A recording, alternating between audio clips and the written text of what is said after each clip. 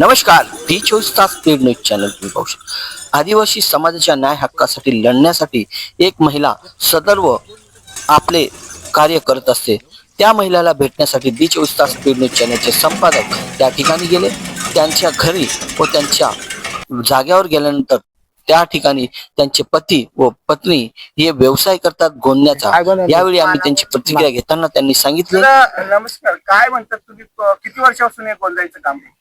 मी 7-8 वर्षापासून हा काम करतोय मी।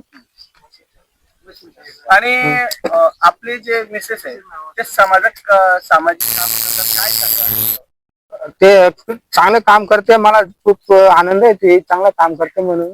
आपल्याला आपल्या कुटुंबामध्ये किती लोक आहेत? 2 मुलं आहेत, हे दोघे मुलं आहेत, एक मुलगी एक मुलगा आहे। आणि शिक्षणाला काय मुलांचं काय कसं शिक्षण? शिक्षण एक 2 जिल्हा परिषद शाळेत जातात ते शिकायला।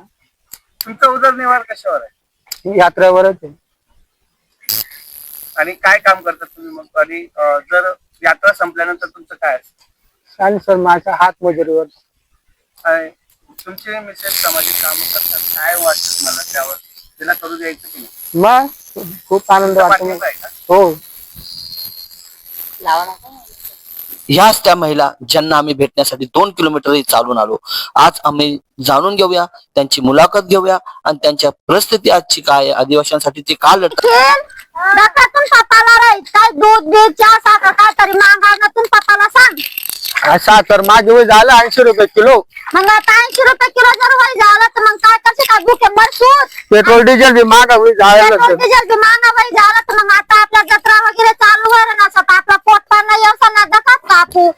राशन भी येत तापे चूर निघते तू कंट्रोल आता काय आपण करत काय करतो आता पुरा तांदूळ बी पुरा चुरी तर घाण निघ आया निघ त्या तांदूळ पुरा चुरी ना निघ जरा तुम पप्पाला तर कोण जाय दे पुरा बिराड लय बोलय आता लागलं तर पोट तर मग आपण काय सोडी देसूत का? जात ना का काजूरा पोय मागाय मग परेशान होत रसूत दुनियाभरने मागायचं आपला बी माहितीच आता आपण का भुके मध्ये जाऊ का बरं? बोल। झालं या 2-3 लाकडं जायचं वा